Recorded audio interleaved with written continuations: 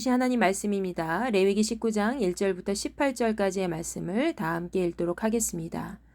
여호와께서 모세에게 말씀하여 이르시되 너는 이스라엘 자손의 온 회중에게 말하여 이르라. 너희는 거룩하라. 이는 나 여호와 너희 하나님이 거룩함이니라.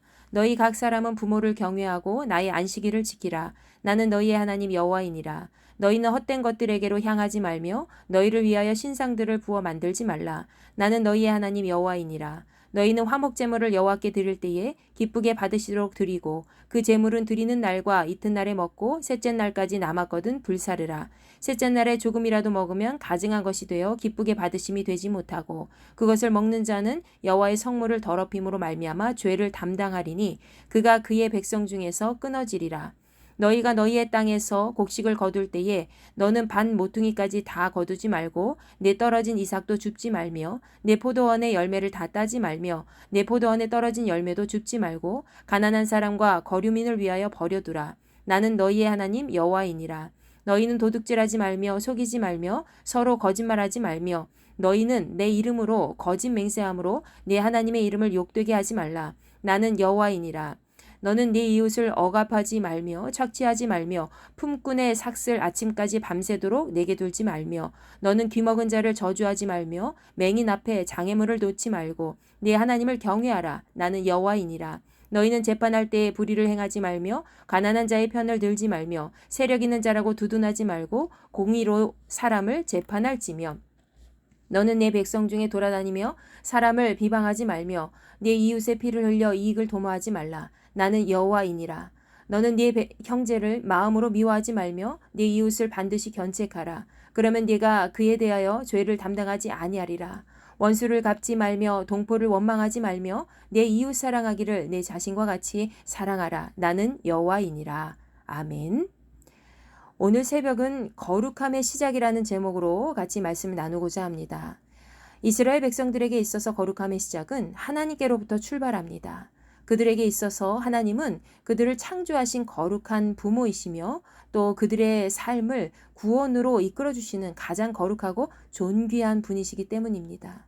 따라서 자녀된 백성으로 이스라엘 자손은 항상 모든 삶 속에서 거룩하신 하나님의 말씀을 지키며 살아야 했습니다.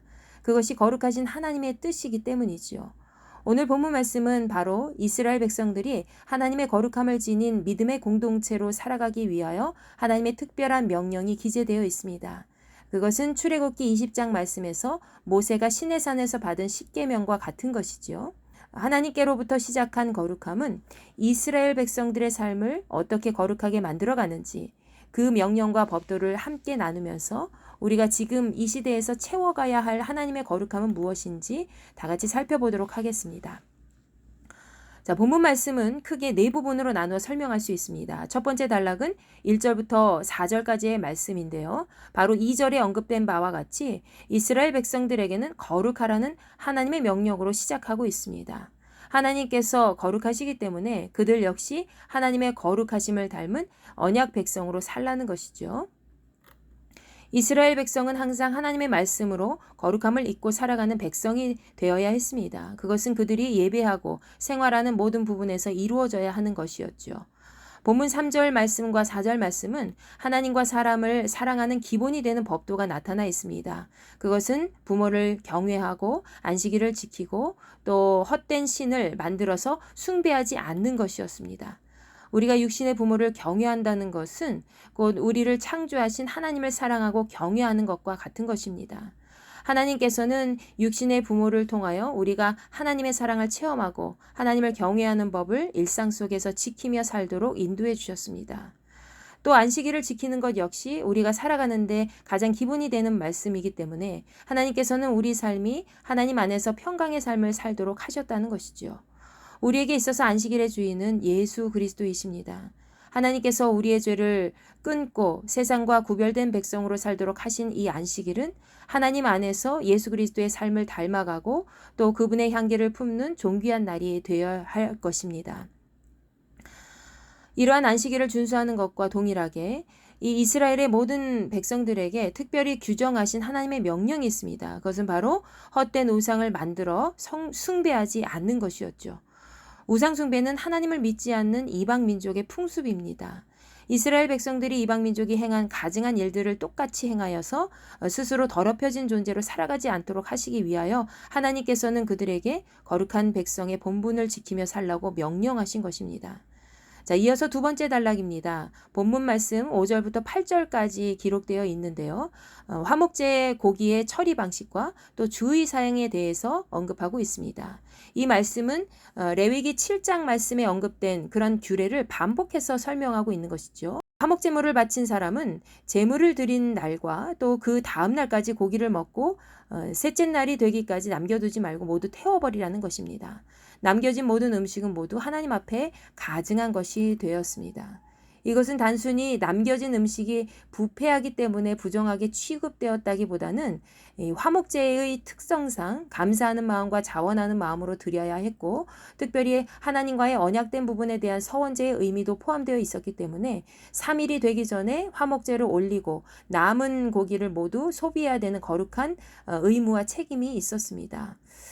따라서 화목제물이 다른 제사와 같이 하나님께 제사를 드리는 차원을 넘어서서 제물을 바친 사람과 그의 가족뿐 아니라 그 주변의 모든 이웃에게까지 함께 고기를 나누어 먹음으로 하나님의 은혜에 감사하고 또 모든 사람들이 하나님과 온전한 관계를 회복하고 축제하는데 그 뜻이 컸기 때문이지요.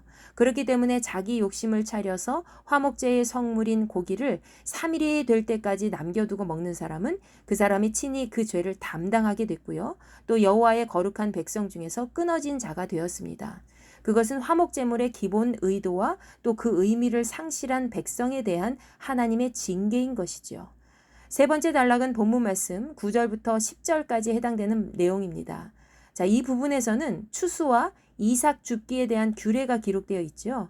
이스라엘 백성들이 하나님의 거룩하심을 본받아 사는 삶에는 반드시 가난하고 연약한 사람에 대하여 배려하고 은혜를 베푸는 생활법도 포함되어 있었습니다. 이스라엘 백성들이 만약 자기 땅에서 곡식을 거두게 될 때에는 밤 모퉁이 끝까지 곡식을 거두지 말고 또 그 밭에 떨어진 이삭을 남겨두어야 했습니다. 포도원에서 포도를 수확하는 자 역시 포도원의 열매를 모두 거두지 말고 포도원 바닥에 떨어진 그런 열매도 줍지 말라고 하나님께서 말씀하셨습니다. 그것은 하나님께서 이스라엘 민족 중에서도 가난한 사람들과 그들 주변의 외국인을 위한 하나님의 특별한 사랑이라고 볼 수 있죠. 본문에서 마지막 단락은 바로 11절부터 18절까지의 말씀에 등장하고 있는 내용입니다. 이 부분은 이웃과의 관계 방식을 기록한 10계명의 일부를 표현하고 있습니다. 먼저 11절부터 12절까지의 말씀입니다. 여기서는 이웃과 자신과의 관계 속에서 거룩한 개개인의 삶을 어떻게 시작해야 하는지 잘 설명해 주고 있죠. 그것은 10계명의 제8계명과 또 9계명에 언급된 대로 모든 언약 백성이 반드시 지켜야 하는 것이고 또 이웃에 대하여 도둑질하고 거짓 맹세를 하는 것을 금하는 것이었습니다. 남의 물건을 훔침으로써 이웃의 재산을 탕진하고 함부로 대하고 또 자신의 이득을 취하는 행동은 하나님과 사람 앞에 거룩한 자의 모습이 아닙니다. 더구나 이웃에게 거짓된 말과 행동을 취함으로써 또 그들의 명예에 손상을 입히는 것 역시 또 하나님의 이름을 망령되하는 것과 같은 것이었죠. 다음으로 13절과 14절 말씀에서는 이웃에게 악을 행하지 말 것을 말씀하고 있습니다. 하나님께서는 이스라엘 백성이 그 일을 시키고 일꾼을 부리는 그런 고용 관계 속에서도 반드시 지켜야 할 규례를 말씀해 주셨습니다. 그것은 고용주가 고용하는 일꾼들에게 제때에 삭스를 주고 미루지 말아야 할 것이고 또 고용주의 힘과 권력으로 노동자들을 강제로 착취하지 않는 것이 모두 포함되어 있었습니다. 모든 사람은 하나님께서 창조하신 소중한 인격체이지요. 자신이 일을 시킨다는 주인의 입장에서 고용되는 사람을 함부로 대한다면 그것 역시 하나님의 창조 질서를 위반하는 일이 될 것입니다. 이와 마찬가지로 14절 말씀에서는 특별히 장애인에 대한 편견 없이 그들을 소중히 대해야 된다는 것을 하나님이 말씀해 주셨습니다. 청각장애인이나 시각장애인 등 그들에 대하여 저주하거나 그들을 함부로 대하는 것은 하나님을 경외하지 않는 것과 같은 것이었습니다. 하나님께서는 모든 백성이 이 하나님의 그런 은혜 속에서 자유와 평등이 보장된 삶을 살아가도록 허락해 주신 것입니다. 자, 그리고 15절부터 16절까지의 말씀에서는 이스라엘 백성들이 재판을 할 때에도 하나님 앞에서 공정한 재판과 증인의 삶을 살아가야 함을 말씀하고 있습니다.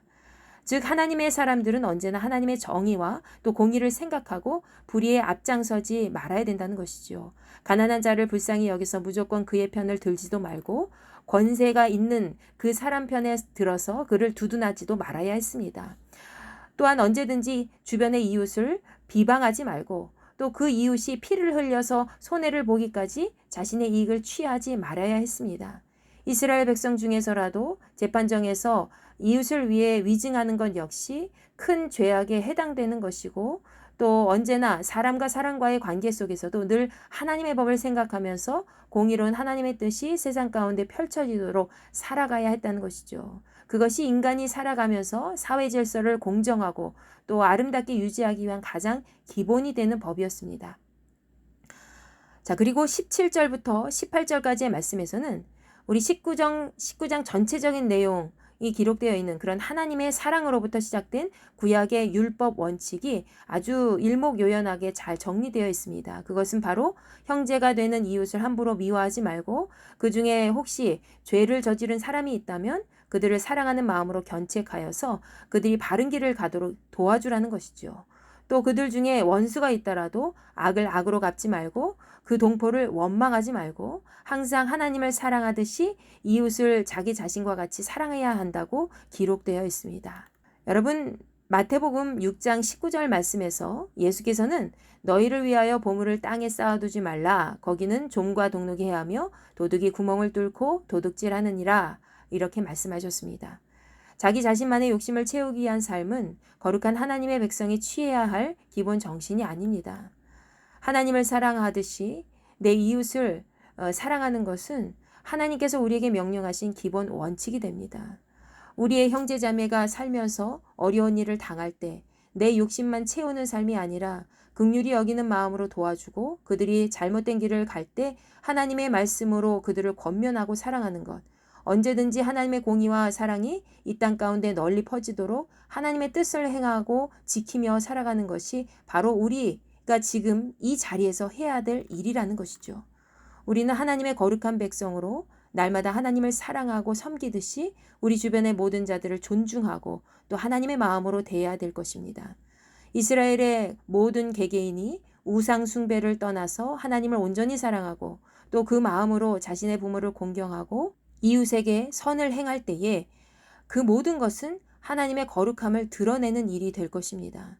우리는 그리스도인으로 날마다 하나님의 선을 드러내는 존재가 되어야 합니다. 우리에게 명하신 빛과 소금의 역할을 잘 감당하여 이 땅 가운데 하나님의 사랑과 공의가 널리 퍼져나가도록 힘쓰는 복된 하루가 되기를 간절히 소망합니다. 기도하겠습니다. 하나님 감사합니다. 오늘도 하나님 말씀 붙잡고 이 자리에 나왔습니다. 모든 말씀이 우리에게 생명이 되는 줄 믿사오니 우리의 삶을 주관하여 주시고 하나님의 뜻이 이 땅 가운데 널리 실행될 수 있도록 오늘도 우리와 함께하여 주시옵소서.